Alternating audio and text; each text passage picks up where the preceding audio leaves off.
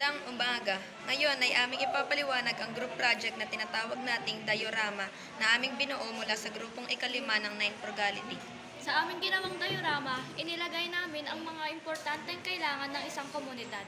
Naglagay kami dito ng simbahan dahil isa ito sa pinakamahalaga na gusali sa isang komunidad. Dito sumisimba ang mga mamamayan.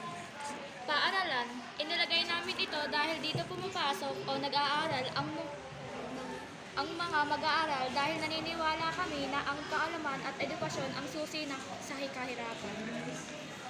Village o tirahan ng mga tao. Dito mapayapang naninirahan ang mga tao kasama ang kanilang kanya-kanyang pamilya at kanilang mga kapwa kapitbahay. Fire station. Isa ito sa pinakamahalaga dahil ito ang umaaksyon pag nagkasunog o sakuna sa isang komunidad. Playground. Naglagay kami nito para sa mga bata. Para ito sa mahirap o mayaman. Lahat ng uri ng bata ay pwedeng maglaro dito. Supermarket. Dito namimili ang mga tao ng kanilang mga pangunahing pangangailangan para sa araw-araw nilang pamumuhay. Basurahan. Naglagay kami nito para mapanatiling maayos at malinis ang aming ginawang munting community o komunidad. Ilaw, makakatulong ito sa mga dumadaang mga sasakyan pati na rin ang pagdaan ng mga tao. Gas station.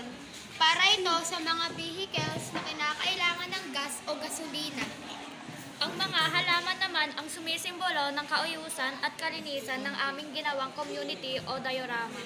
At ang iba pa naming nilagay dito tulad ng coffee shop at ng mga candy shop ay ang iba pang pwedeng puntahan ng mga tao sa isang komunidad para pwede nilang pasyalan o di kaya ay kanilang kainan. Yun lamang po at maraming salamat.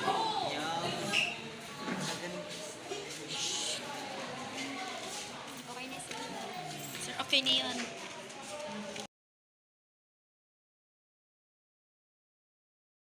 Magandang umaga. Ito ang diorama na pinagtulungan ng pangkat ikatlo. Ito ang lipunang sibil. Dito nag-oorganisa ng mga organisasyon at sa pamamagitan nito nagkakaroon ng pagkakaisa at komunikasyon ang mga tao. Ito naman ang simbahan. Dito na ipapakita ang pag-oorganisa ng binyag, kasal at kumpisal. Sa pamamagitan din ng pagkakaroon ng simbahan ay patuloy na mapapalapit at mapapatibay ang pananampalataya sa poong may kapal. Media. Dito maaari tayong makakuha ng impormasyon o balita. Mas napapadali nito ang mga gawain ng mga tao na tungkol sa mga impormasyong mahirap hanapin. At ito naman ang umuunlad na lipunan. Dito makikita ang mga estruktura kagaya ng building, paaralan at mga kabahayan. Yun lang po at maraming salamat. Amen.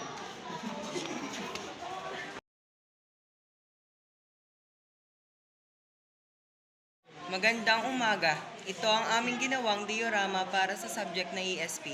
Kami ang group to ng grade 9 Frugality. Ito ang lipunang sibil. Dito makikita ang pagkakaisa ng tao sa paglusad ng organisasyon sa pagkakaroon ng pantay na karapatan. Ito naman ang media. Pinapaka dito ang mga application na pwedeng gamitin ng mga tao para mapadali ang kanilang mga gawain. Mas nakakatulong ito sa mga estudyante sapagkat ito ang kanilang kinakailangan sa pag-aaral at para din libangin ang kanilang mga sarili.